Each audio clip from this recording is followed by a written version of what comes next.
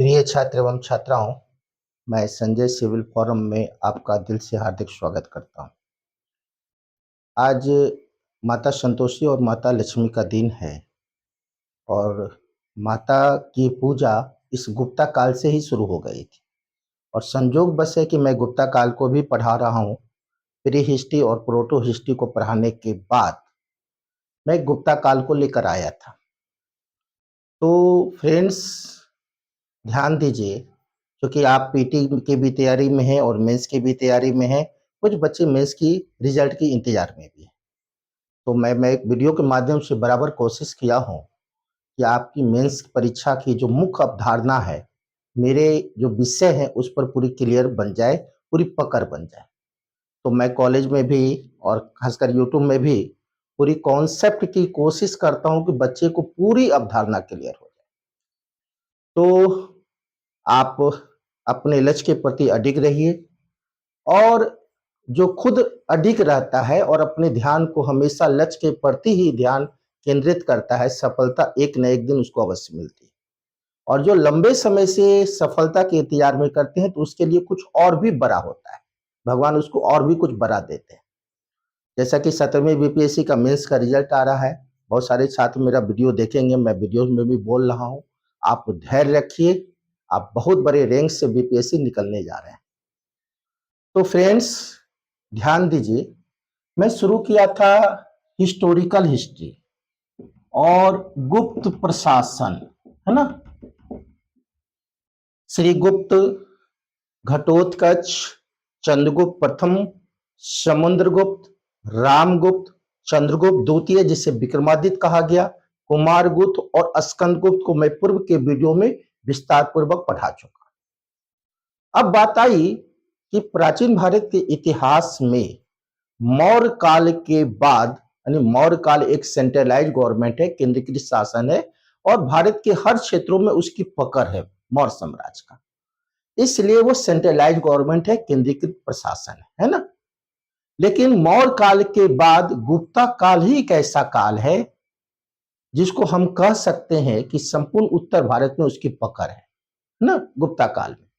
तो गुप्ता काल की जो प्रशासन है वो केंद्रीकृत और विकेंद्रीकृत दोनों के लक्षण उसमें मौजूद है। जबकि मौर्य काल की पूरी प्रशासन सेंट्रलाइज है, लेकिन गुप्ता काल के प्रशासन में केंद्रीकृत और विकेंद्रीकरण दोनों के लक्षण हमको देखने को मिलते हैं। और बहुत हद तक समुद्रगुप्त और चंद्रगुप्त द्वितीय विक्रमादित्य इसके प्रशासन को संभालने में बहुत ज्यादा अहम रोल है समुद्रगुप्त और चंद्रगुप्त विक्रमादित्य का। अब बात आई कि गुप्ता काल की जो प्रशासन है उसमें मौर्य कला के भी प्रशासन की देन है। शक प्रशासन जो थे, शक लोग जो ईरान से आए थे पशु को चराते हुए, पहलव जो ईरान से आए थे पशु को चराते हुए, कुषाण आए थे और सातवाहन वंश।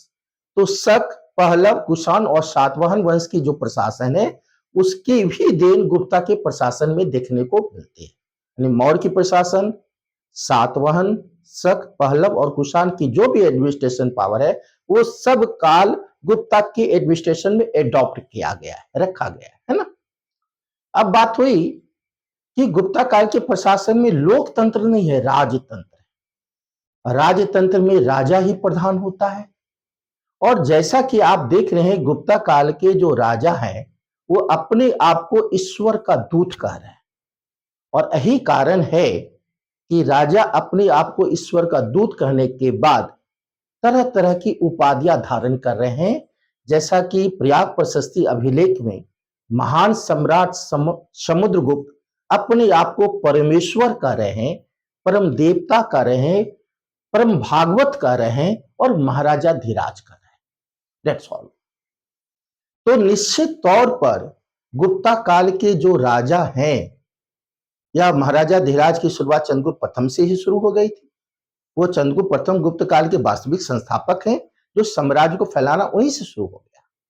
तो गुप्ता काल के जो राजा हैं वो परमेश्वर कह रहे हैं, महाराजा धीराज कह रहे हैं, परम भट्टारक कह रहे हैं। तो ये तरह तरह की उपाधि वो धारण कर रहे हैं गुप्ता काल के राजा। और गुप्ता काल के राजा ही कार्यपालिका, विधायिका, न्यायपालिका के सर्वोच्च बिंदु पर है ना। अब बात आई कि गुप्ता काल के प्रशासन के सर्वोच्च बिंदु पर राजा है और शासन के सबसे निचलो बिंदु पर एक गांव है, जैसा कि अभी भी होता है ना। अभी ऐसा ही एडमिनिस्ट्रेशन पावर है भारत की। तो आप देख रहे हैं गुप्ता काल के जो राजा है, वो राजा है, उसकी सहायता के लिए मंत्री परिषद है, और वो मंत्री परिषद केंद्रीय मंत्री परिषद जो राजा की सहायता को प्रदान कर रहे हैं, है ना। तो राजा की जो सहायता प्रदान कर रहे हैं उसमें कई मंत्री हैं। सर्वाध्यक्ष, ये सभी मंत्री के अध्यक्ष माने जाते थे, सर्वाध्यक्ष।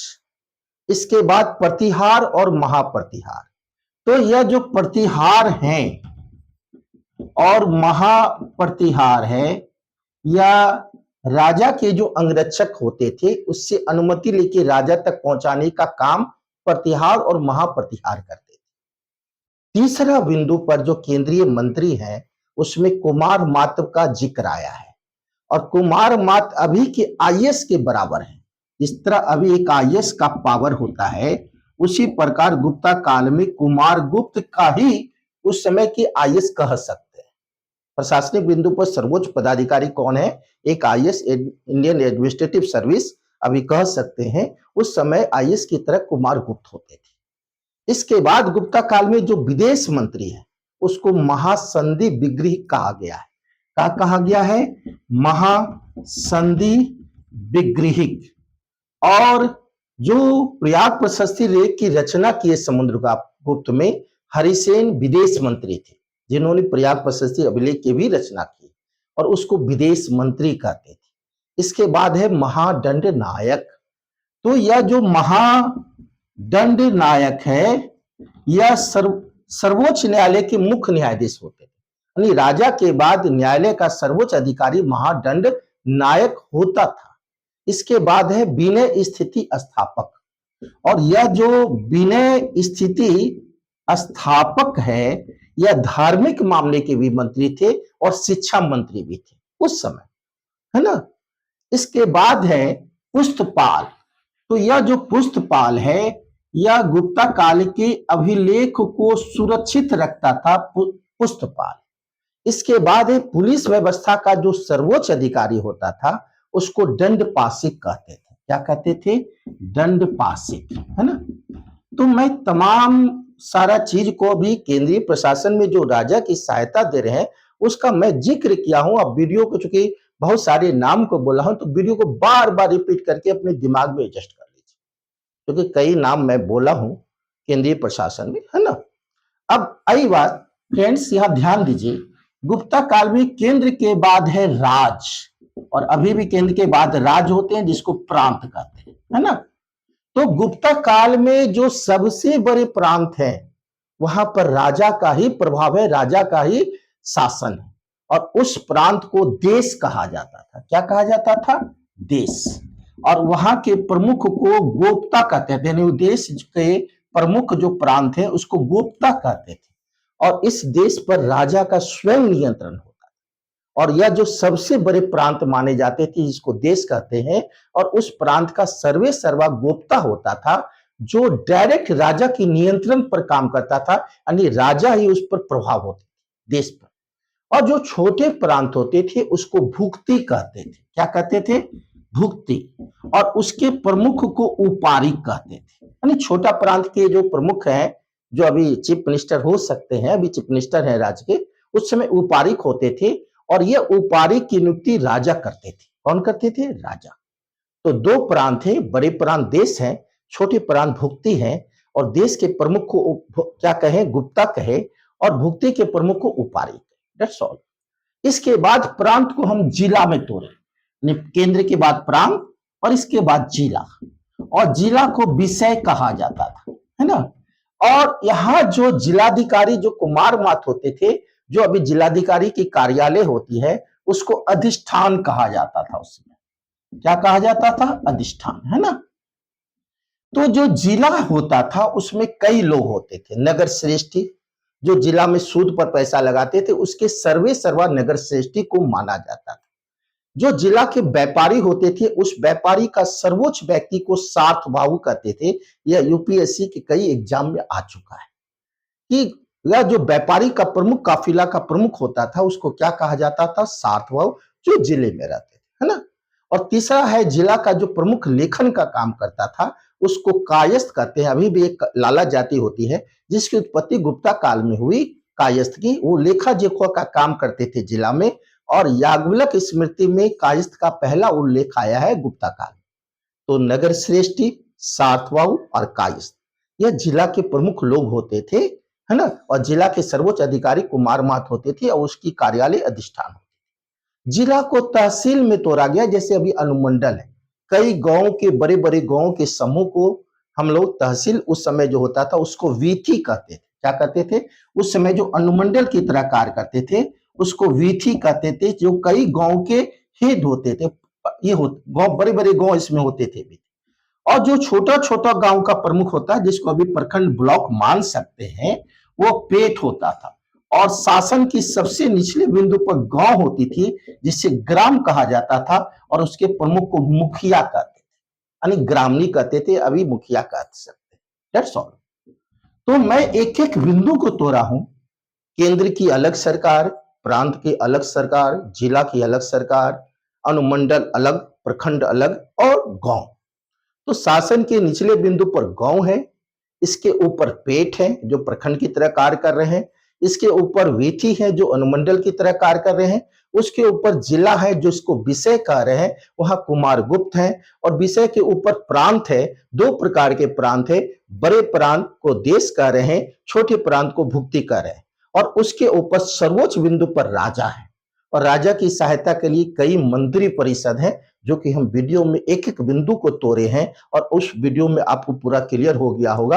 और एग्जाम में सब क्वेश्चन आते हैं, चाहे भारत के वो सर्वोच्च एग्जाम यूपीएससी क्यों ना हो।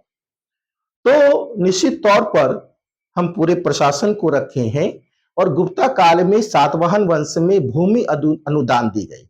गुप्ता काल में जो प्रशासन है, सिर्फ सैनिक को नगद वेतन दिया जाता था, बाकी सभी कर्मचारी को भूमि अनुदान में दिया जाता था। और यह भूमि अनुदान की प्रथा सातवाहन काल में शुरू हुई, और जिसको एक पूरा मजबूत आकार गुप्ता काल में ही मिला। यानी ज्यादा से ज्यादा भूमि अनुदान गुप्ता काल में ही देखने को मिलता है, जिसकी शुरुआत सातवाहन काल में शुरू हुई। That's all. तो मैं प्रशासन को लेकर आया था अपने वीडियो में, और मैं प्रशासन को बोला हूं, और प्रशासन को आप बार बार वीडियो को देखिए फ्रेंड्स। इसके बाद अभी सोशल है, इकोनॉमिकल है ना, कई चीज है, कला संस्कृति है गुप्ता काल की। कई चीज को मैं वीडियो में आगे आऊंगा। वीडियो में बीच बीच में नहीं दे पाता हूं क्योंकि मेरी व्यस्तता होती है कॉलेज को लेकर, एग्जामिनेशन ड्यूटी को लेकर। मैं फिर भी जैसे रिलीज होता हूं तो मैं वीडियो देता हूं। तो आप वीडियो में तत्पर रहिए, अपना ध्यान केंद्र बिंदु पर लगाइए रखिए, सिर्फ लक्ष्य को देखिए, बाकी कुछ नहीं देखिए। तो मैं बार बार फिर आशा करता हूं कि मेरा बच्चा एक बहुत बड़ा परचम लहराएगा।